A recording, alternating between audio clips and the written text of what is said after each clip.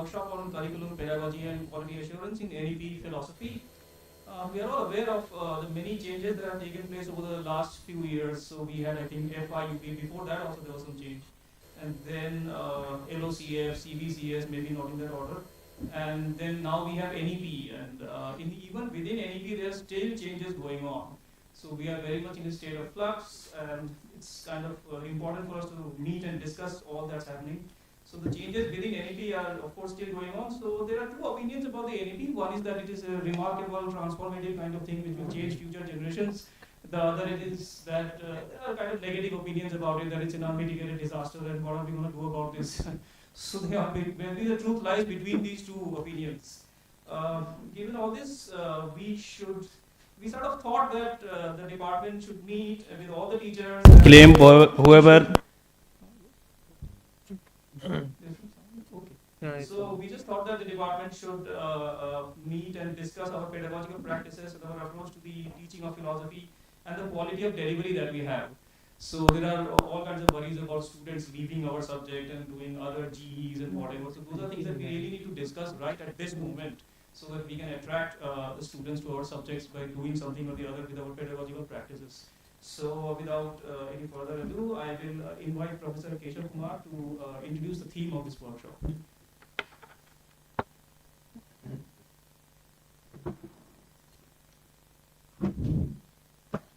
Good morning to everybody. On behalf of the Department of Philosophy, once again I welcome you all for this workshop, Curriculum, Pedagogy and Quality Assurance in Philosophy.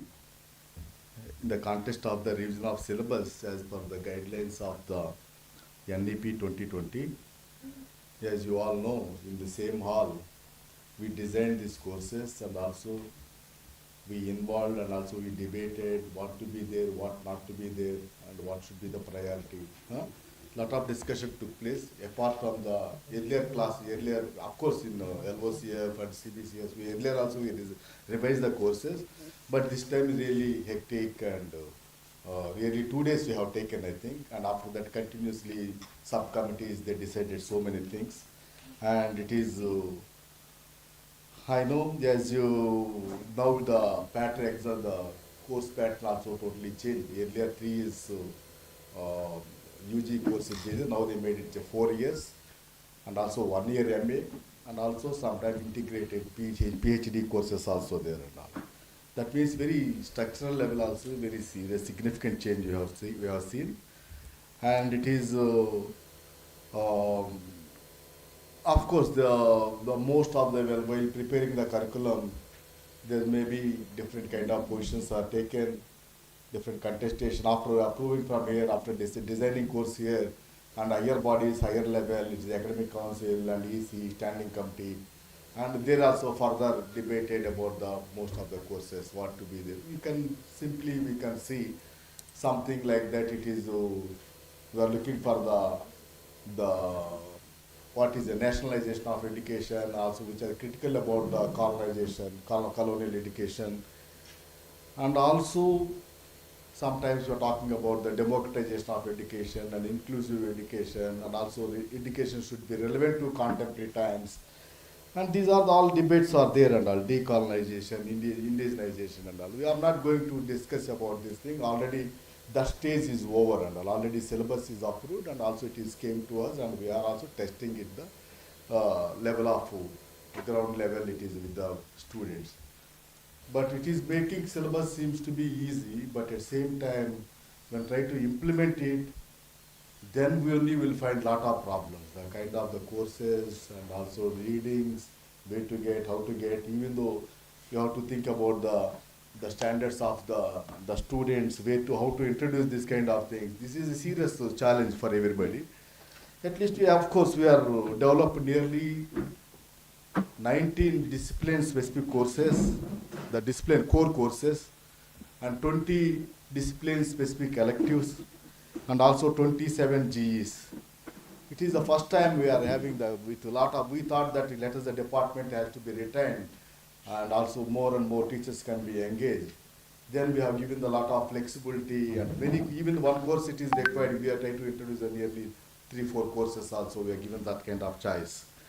And as you know the kind of courses, Already it is developed on the already earlier existing courses of the BA Honors and BA program.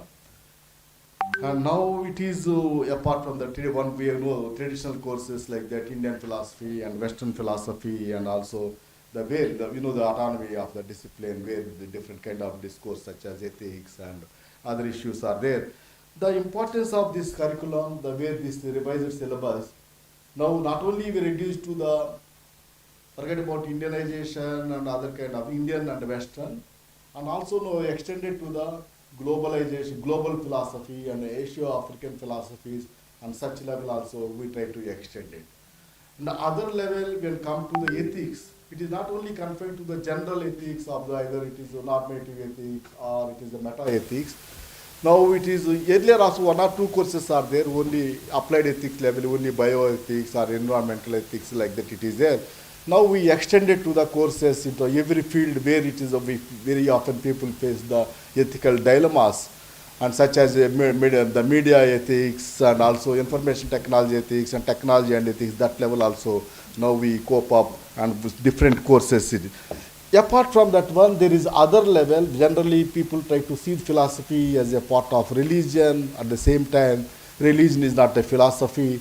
And then at least for the people have the understanding, and when you can open the courses for outsiders, they are curious to know about what is Hinduism, what is Sufism, what is Sikhism, what is Buddhism.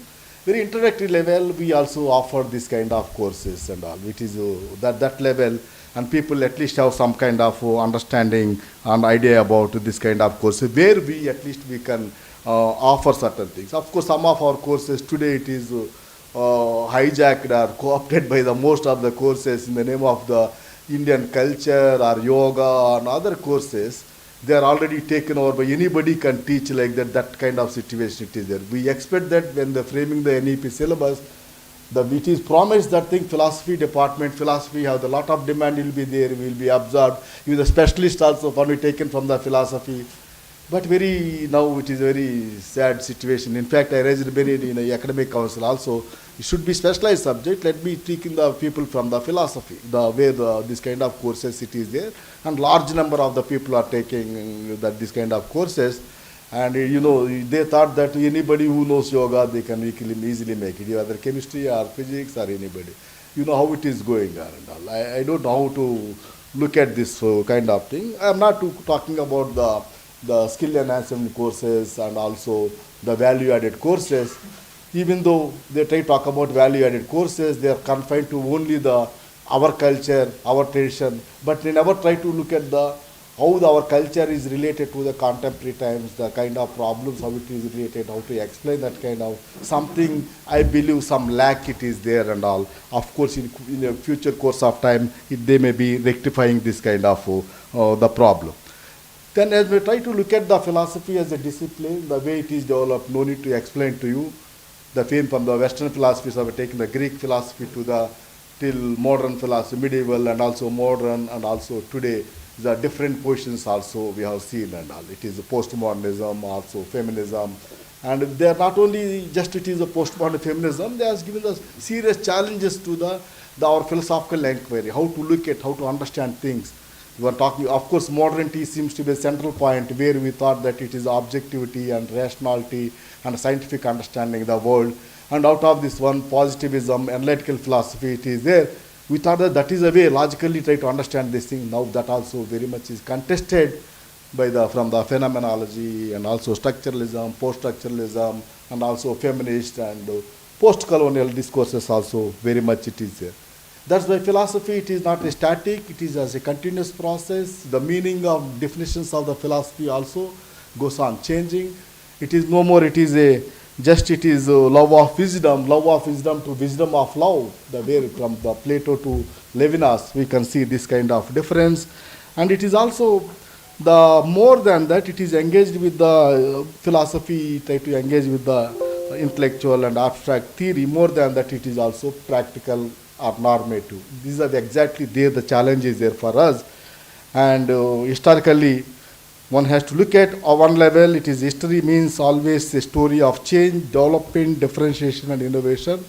They are nothing like that. The philosophy it will be there.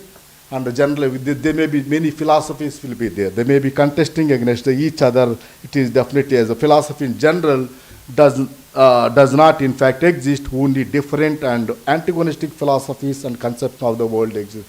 That's what Gramsci tried to look at.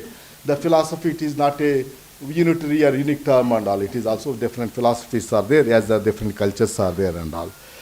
And the goal of philosophy, you know it very well, it is never try to be the final answers. Final answers means the closure of the philosophy. It is always, it is a new desire, and also philosophy is a creation of the new desire among the students and all the people, and also there is a new possibility. And the history of the philosophy reveals that it is progress with the logical revolts by having the rupture with the past and continuity. One way it is continuity is there, on other level it is also have the rupture with that one. That way one can see the one kind of the creative reputation, the way it is try to engage the philosophical issues and all. And it is then let us see that later the importance of the, apart from the new social movements, different styles of doing philosophy, and most of the things also were internalized as a part of our curriculum. And at the same time, they try to, the main challenge comes for us, and there's a need to change our courses in terms of the changing disciplines and way of looking at the different styles of philosophy. And we know it is not only what we thought, what it is known, what has written and all. The people like the very postmodernists, they try to, the way the people like Foucault try to say that link between the knowledge and power. There he try to talk about power is used to control and define the knowledge. Then it is makes us to be rethinking a different level, which are undefined, and also certain things which are negated or marginalized, and that is also, of course, to certain extent, the postmodern, this feminist and other kind of critical theories, they try to bring out this kind of notions of the philosophy, the doing philosophy differently. And one issue which is very much important, that is under, we also, everybody has to agree that one, the future of philosophy depends on its capacity for progressive adaptation to the changing conditions. At least to certain extent we try to work out, and our syllabus is no way lesser than any kind of any world the world class university and all. I don't think even the Western universities also such kind of mix will be there and all, Indian, Western, globalization and all, maybe much more specialized it might be there. Our reach out also which is much more, maybe the classrooms are very simple, so very small. For us, here MA itself is a 600 it is there, but college you know it very well, minimum at 40, 50 will be there and all, each class and all. That means our reach also it is more, and also we expanded the discipline, it is not like other kind of thing. At the same time, what the best courses they thought very promising and popular courses in the West also, we are also having this one and all. The problem comes here is that for us, the curriculum development is one issue. Other issue is that it is how to teach this one and all. Is the pedagogy is a serious problem for us. We never thought seriously, not only our courses, other courses also this kind of poverty is there, how to teach. Simply just either we by heart or we try to tell, or else we also have goes on working some areas and our understanding that kind of helps the students sometimes. And most of the time there is, we never try to look at the students, this time we'll, whatever the syllabus it is there, we goes on reproducing. And the way by students by heart for exams, similarly we also used to same kind of thing. Let us, this is the syllabus, let me read this article and also let them tell this is point 1, point 2, point 3, like that we'll try to read. This is the serious problem where it is teaching. One problem it is the kind of the material we developed itself. We know most of the, some of the papers, it is very research oriented it is there. It's very ambitiously we prepare the syllabus.